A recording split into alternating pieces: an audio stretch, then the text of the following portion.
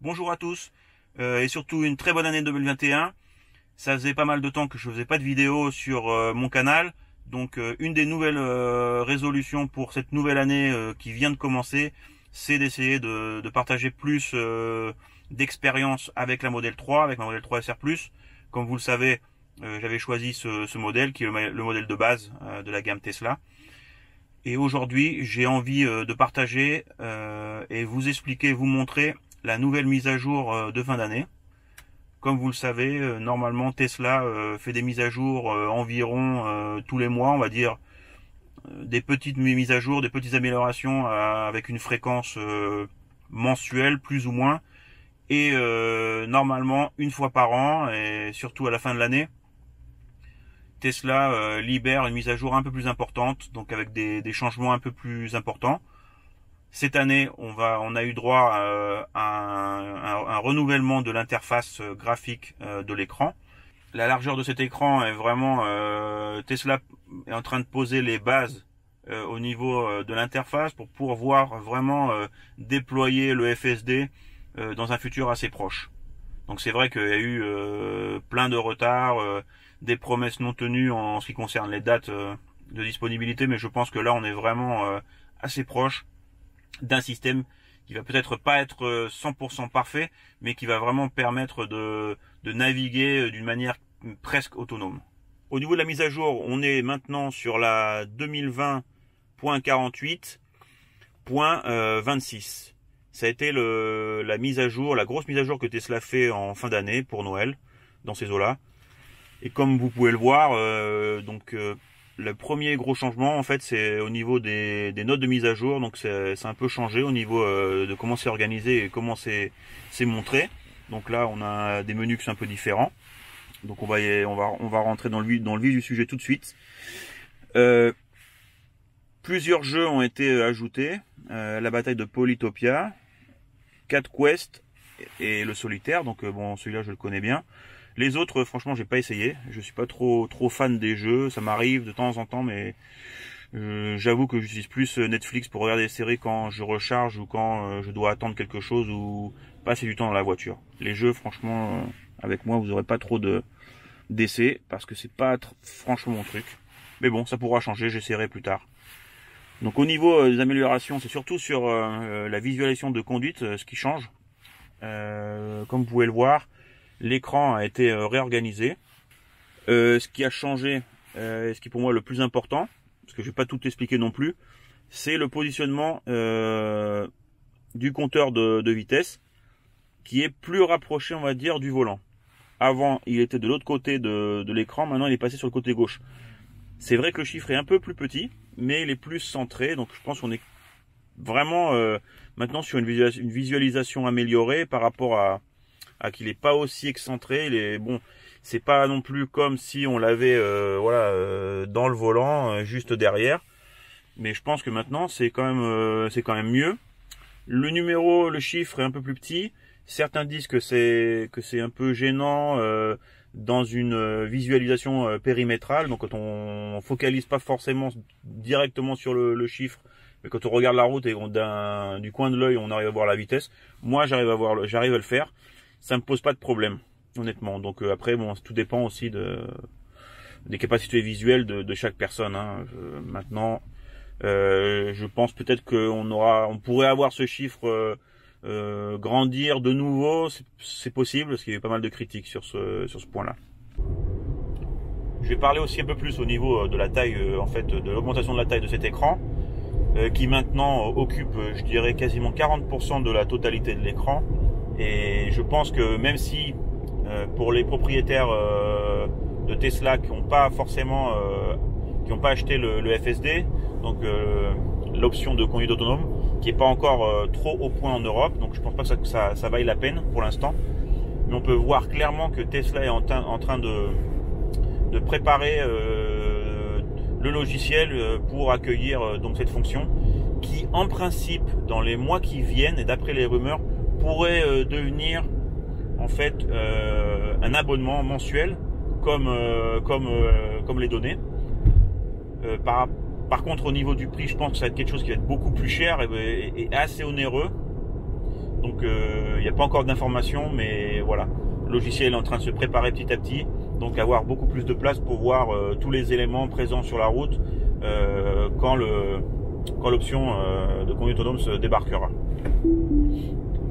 Donc pour moi c'est peut-être pas très positif pour l'instant, parce qu'on perd un peu de visuel sur la carte, mais bon, après quelques jours je me suis habitué et franchement j'ai pu, c'est pareil qu'avant. Alors on continue avec la note de mise à jour et le reste des améliorations, et on va continuer avec l'amélioration du départ planifié. Donc ça c'est une fonction qui est vraiment assez utile. Ça permet de recharger la voiture pendant les heures creuses et de déterminer en fait une heure de départ le matin. Moi j'ai la chance d'avoir déménagé, et là où je suis maintenant, j'ai un chargeur, j'ai un polychargeur qui me permet de charger la voiture chez moi. Donc ça c'est vraiment un truc super et que je recommande. On va donc sur... donc il y a plusieurs manières de le faire, hein. Soit sur le menu de chargement ou directement sur le menu de l'air conditionné, de la clim. Donc il y a un nouveau petit bouton. Ouais, on va repartir là-bas. Planifier, comme vous pouvez voir. Donc là, c'est planifié à 8 h du matin. Donc en fait, la voiture automatiquement, en fonction de la quantité de chargement que j'ai déterminé, là, moi pour ma part, c'est 85% au départ. Généralement, et comme je sais que mon tarif heure creuse de nuit s'arrête à 7 h du matin, donc il commence à 1 h du matin, il s'arrête à 7 h du matin, et je charge dans mon cas à 7,4 kW. Donc grosso modo, il faut que je charge la voiture tous les 2 jours pour que je déborde pas sur la plage horaire.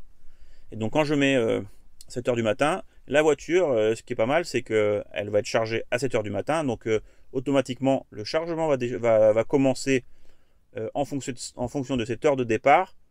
Donc voilà, et donc c'est un peu à vous là par contre de calculer en fonction, avec l'expérience, en fonction du niveau de la batterie. Généralement, moi si j'ai une batterie qui est à 35-40%, pour aller jusqu'à 80%, avec ces 6 heures de charge pendant les heures creuses, c'est suffisant.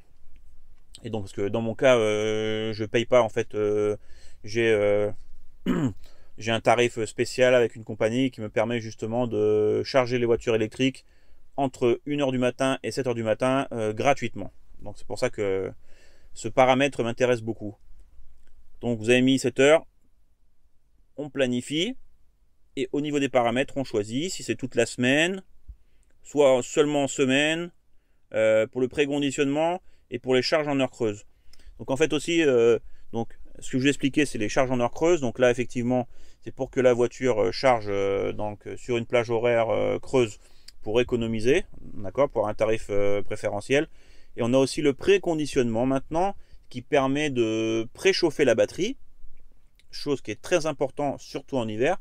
Donc, comme vous le savez, mais si vous ne le savez pas, quand on descend en dessous des 11 degrés, donc la batterie a besoin de rester à une certaine température et en fait utilise de l'énergie pour maintenir cette température.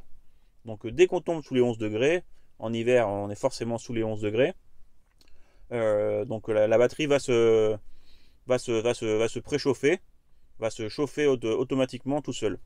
Donc là ça permet justement au moment du chargement de préchauffer cette batterie et d'économiser de l'énergie. Donc vous allez consommer moins de batterie si vous faites ça. Autre amélioration, l'affichage des superchargeurs. Donc visuellement il y a une petite amélioration. Donc maintenant en fait avant on avait une petite case, une petite jauge avec des petites barres qui correspondaient aux superchargeurs occupés. Donc c'est vrai que visuellement c'était pas forcément très lisible. Bon, c'était qu'on arrivait quand même à voir, mais maintenant ils ont simplifié et ils ont carrément mis un numéro. Donc automatiquement, dès que on va sur la carte, on appuie sur voilà, les chargeurs. Je vais mettre que les chargeurs à haut débit, donc superchargeurs. Et donc là, voilà, sur la carte, on voit bien. J'ai un superchargeur qui est pas loin justement de chez moi. Et donc il y a 10 bornes disponibles. Et donc maintenant c'est plus simple à voir. D'un coup d'œil on voit, voilà, il y a 10 bornes disponibles. S'il n'y en a pas, il va mettre 0. Donc on pourra changer d'itinéraire et aller sur un autre superchargeur.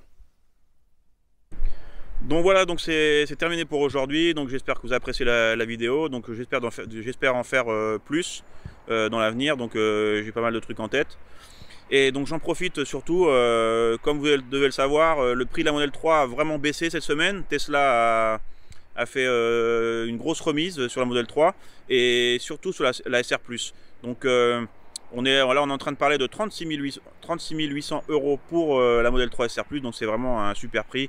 On est sur le prix d'une BMW, donc franchement, moi je vous encourage à faire le pas et donc à l'acheter. Donc c'est vraiment une super voiture. Moi, après 1 an et demi, je suis enchanté. J'ai pas de problème de batterie, de capacité. La puissance est au rendez-vous.